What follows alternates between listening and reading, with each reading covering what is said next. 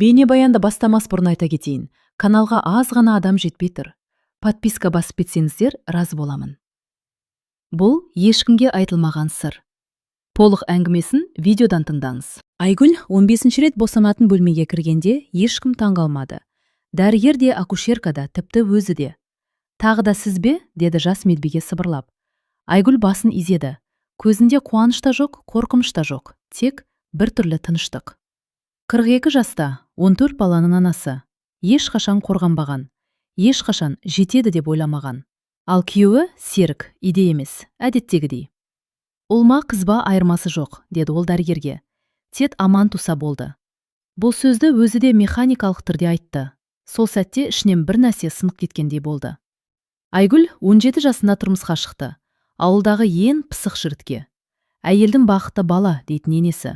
Қорғану кінә дейтін күйеуі. Құдай береді дейтін бәрі. Ал Айгүл үндемеді. Бірінші бала, екінші, үшінші, төртіншісінде Серік ішіп келіп.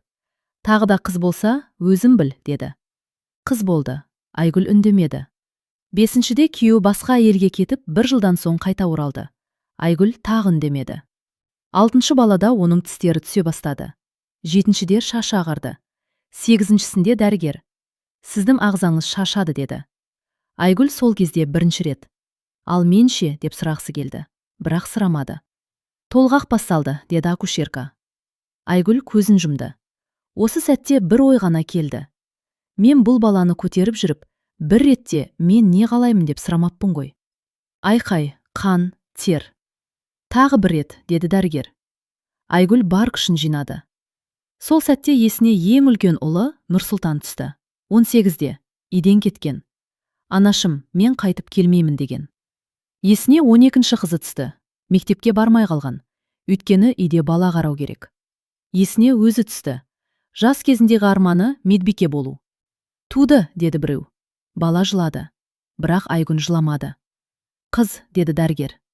Айгүл көзін ашты. Сол сәтте ол бәрін түсінді. Бұл бала соңғысы. Тек денесі емес, жаны да бұдан әрі көтер алмайтынын түсінді. Маған баланы беріңізші, деді ол жай ғана. Қолына кішкентай қызды алған сәтте Айгүлдің жүрегі шым ете қалды. Сен үшін мен басқаша өмір сүремін. Сол кезде есіктің сыртында Серіктің дауысы естілді. Тағы туды ма? Айгүл алғаш рет оның дауысын естіп, ештеңе сезбеді. Тек бір шешім бар еді. Бұл бала тағдырды қайталамауы керек. Айгүл перзентханадан шыққанда қолында 15-ші баласы, кішкентай Айсәуле ғана емес, ішінде бұрын болмаған бір қатал шешім бар еді. Серіктің қолында гүл де жоқ, көңіл де жоқ.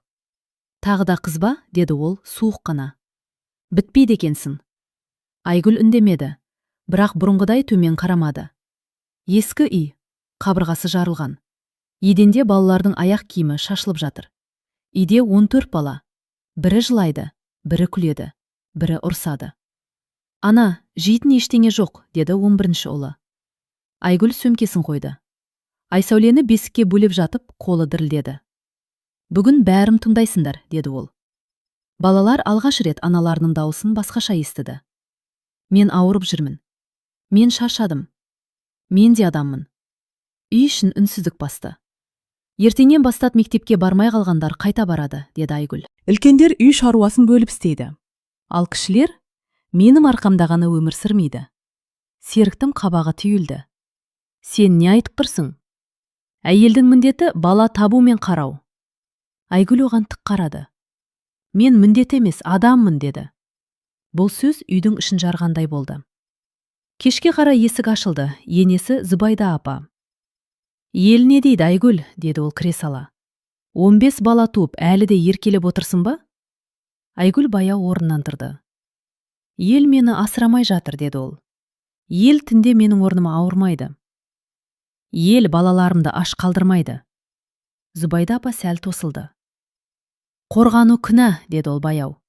Айгүл бірінші рет. Ал менің өмірімше, деп сұрады. Енесі жауап таба алмады. Түнде Айгүл ұйықтай алмады. Айсәуле тыныш қана дем алып жатыр. Сол сәтте үлкен қызы Мадина келді. Анашым, деді ол сыбырлап. Мен енді бала қарағым келмейді. Мен оқығым келеді. Айгүлдің көзіне жас келді. Мен сендерге қарыздармын, деді ол. Бірақ мен бәрін түзетемін. Мадина жылады. Бұл бақыттан туған жас еді. Ертеңінде Серік жұмысқа бармады. Ол дастархан басында отырды да: «Мен саған бір шарт қоямын», деді. «Тағы бір бала туса, жақсы. Тумаса, өзім біл». Айгүл баласын қолына алды. «Жоқ», деді ол жай ғана. Серіктің көзі бақырайды. «Не жоқ?» «Мен енді бала таппаймын. Мен қорғанамын. Мен дәрігерге барамын». Үй ішіне дауыл кіргендей болды. «Сен мені тыңдамайсың ба?» деп айқайлады Серік. Айгүл алғаш рет қорқпады. «Мен өзімді тыңдаймын», деді. Сол сәтте ол білді. Бұл сөздерден кейін артқа жол жоқ. Сол түні Серік үйден шығып кетті, қайтып оралмады. Айгүл балалармен қалды. Қорқыныш бар еді, бірақ үміт те бар еді. Айсәуле бесікте қозғалды. Айгүл оған қарап: «Сен менің соңғы үнімсің», деді. «Мен сен үшін күресемін». Ал терезенің сыртында ауыл іші гуілдеп тұрды. Ел сөз айтып жатыр, айыптап жатыр. Бірақ Айгүлдің ішінде алғаш рет тыныштық пайда болды.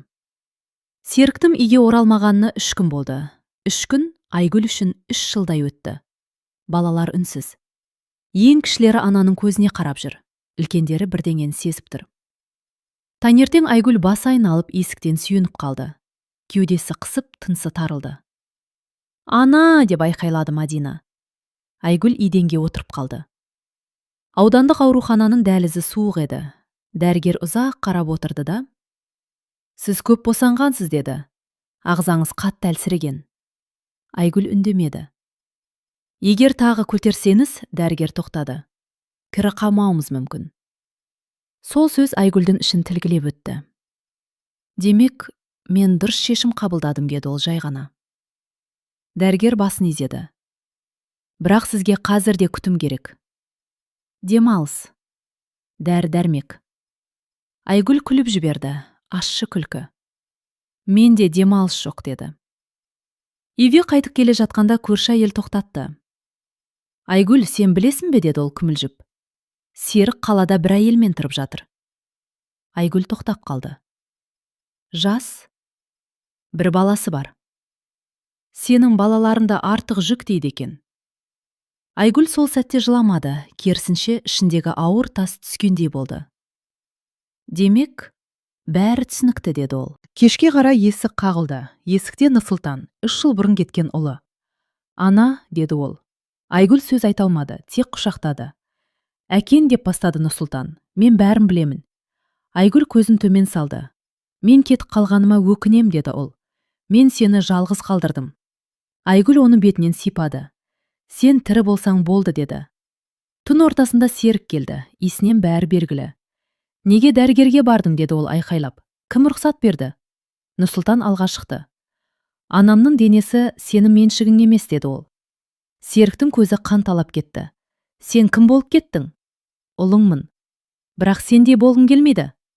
Айгүл алғаш рет баласының артында тұрғанын көрді.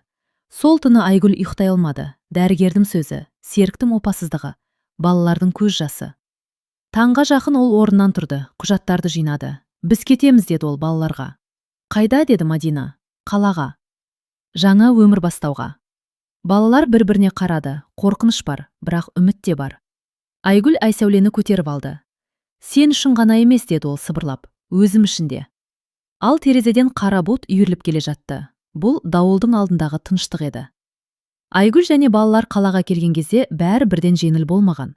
Көше сырықтай тар, ғимараттар күңгірт, ал адамдар бетінде жылылық жоқ. Бұл ауылдағы тыныштықтан айырылған жаңа өмірдің бірінші соққысы еді. Айгүл бір бөлмелі пәтерді жалға алды. Үлкен бөлме жоқ, тек кішкентай бір ас бөлмесі мен бір жатын бөлме. Балалар бір-бірімен ұрсып, кішкентай Айсәуле әлі қорқып жүрді. Айгүл балаларына қарап: «Біз енді бәрін бірге бастаймыз», деді. «Кімде-кім қателессе де бір-бірімізді қолдаймыз». Бірақ жүрегінің түбінде қорқыныш бар еді. «Біз шыдай аламыз ба?» деп ойлады ол. Келесі күні Айгүл балаларды мектепке апарды. 14 бала үшін бірдей орын табу мүмкін болмады. Мектептегі мұғалімдер таң қалды. «Сіз барлық балаларды жалғыз көтеріп жүрсіз бе?» деді бірі. «Иә», деді Айгүл.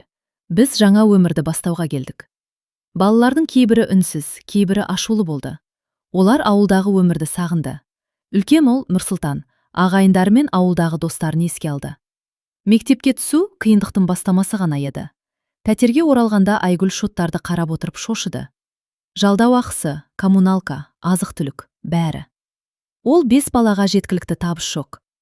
Бізге қалай жетеді, деді Мадина. Қалай күн көресіз? Айгүл сәл ойланып, содан кейін шешім қабылдады. Мен жұмыс табамын, деді ол. Ал сендер үй шаруасын бөлесіңдер.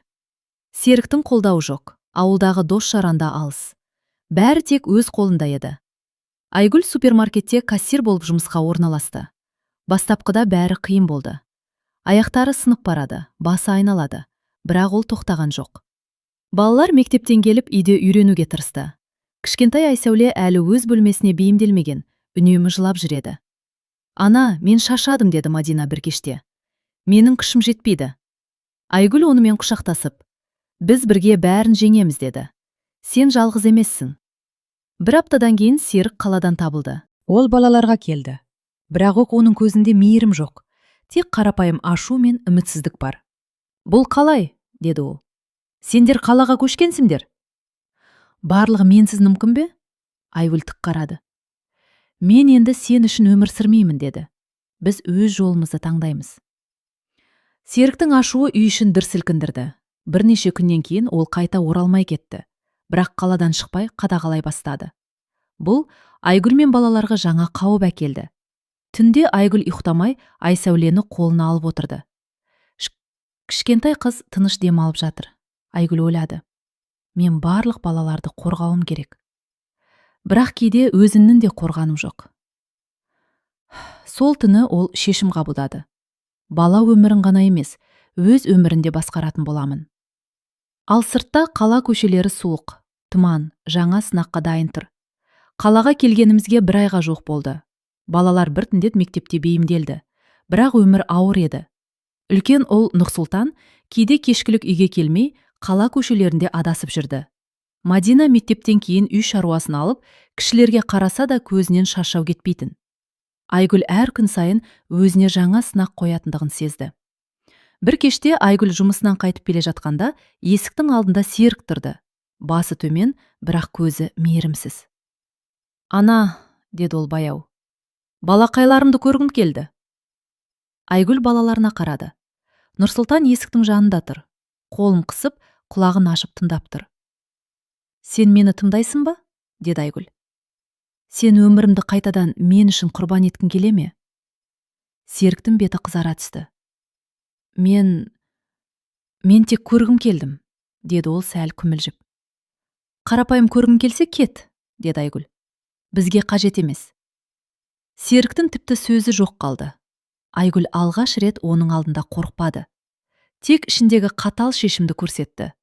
Бұдан әрі, менің өмірім тек менің қолымда. Сол аптада Нұрсұлтан мектептен кеш қайтып келді. Жас жігіттің көзінде қорқыныш пен кінә бар еді. Ана, деді ол басын төмен салып.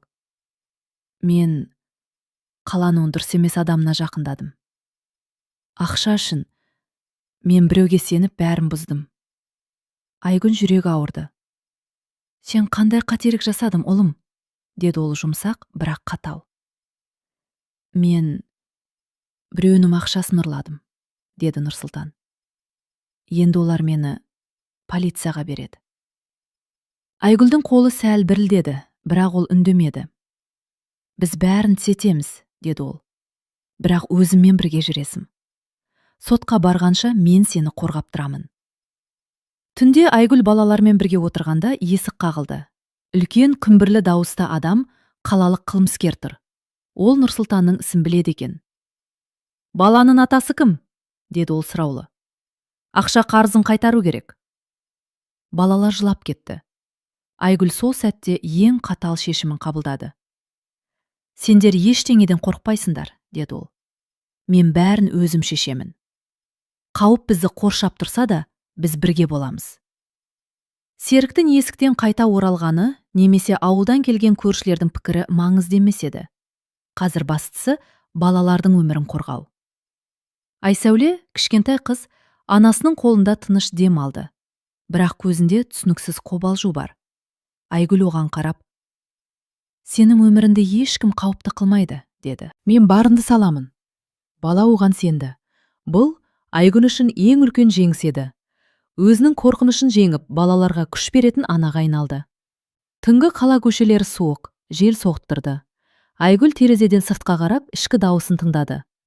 «Мен енді ешкімге тәуелді емеспін. Бала өмірінде, өз өмірімді де өзім таңдаймын».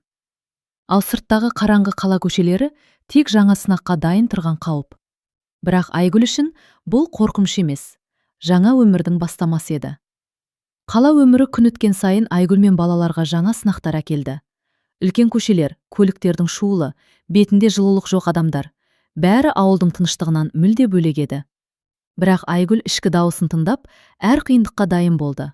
Балалар мектепке біраз бейімделді, бірақ қиындық әлі күнге дейін бар еді. Мадина сабақтан соң үйге асығып келіп, кішілерге қараса да шаршаған.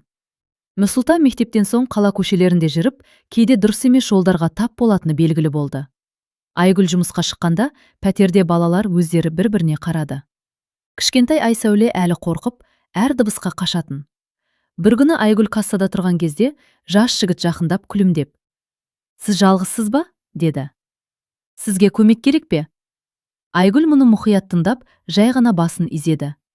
«Мен бәрін өзім істеймін», деді ол. Қорқынышқа жол жоқ. Бір аптадан кейін Серік қаладан қайта оралды. Ол балаларға қарап тек бір сөз айтты. «Мен бармын». Бірақ оның дауысы қатал, көзінде мейірім жоқ. «Балақайларымды бақылауға аламын», деді ол. «Қалада бәрін білуің керек». Айгүлдің ішкі дауысын қатты сілкіндірген кез осы болды. «Сен бізді бақылауға ала алмайсың», деді ол. «Бала өмірі мен өзімнің өмірім тек менің қолымда».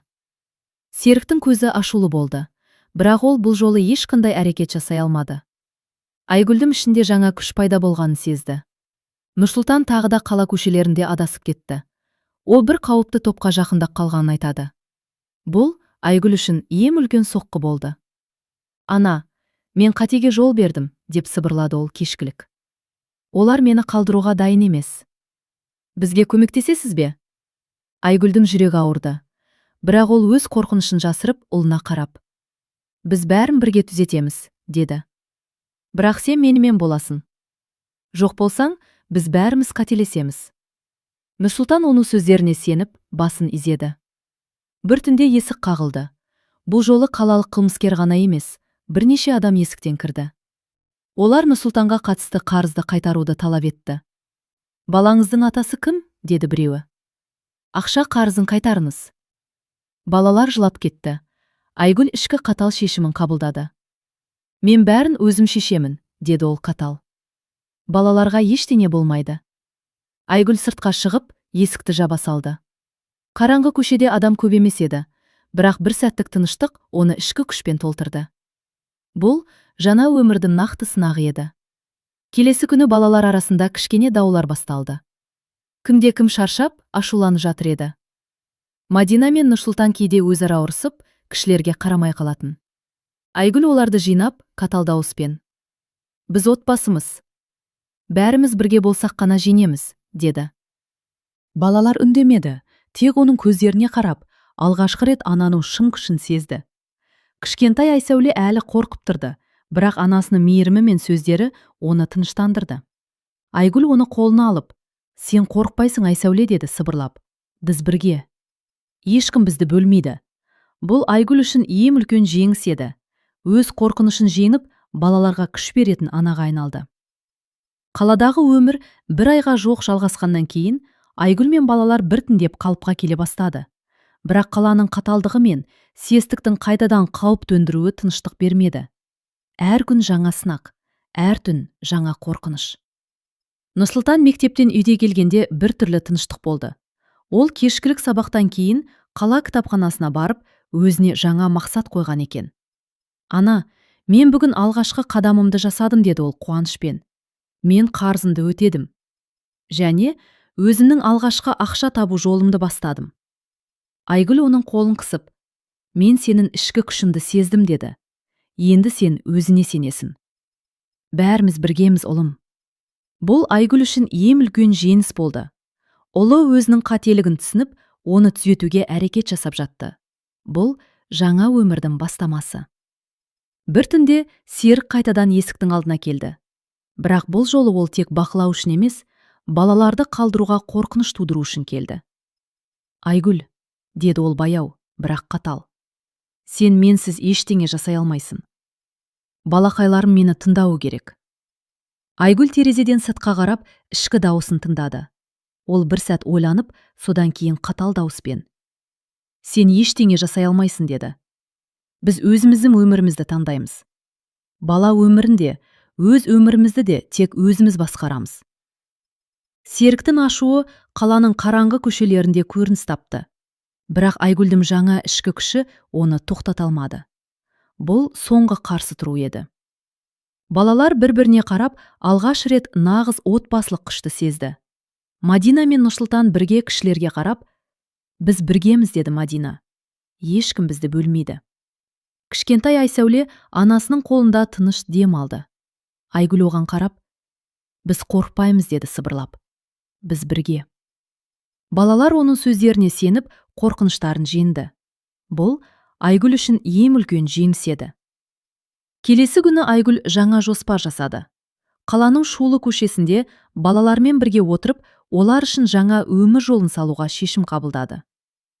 Біз тек аман қалу үшін емес, деді Айгүл. Біз өмір сүру үшін күресеміз. Әрқайсымызға өзіміздің болашағымыз бар. Балалар бір-біріне қарап, алғаш рет толық сенім білдірді. Бұл жаңа бастаманың алғашқы күні еді. Күн батқанда Айгүл қала шулы көшелеріне қарап: Мен қорықпаймын, деді. Біз өзіміздің өмірімізді жасаймыз. Менің соңғы шешімім бәрін қорғау және өмірімізді өз қолымызға алу.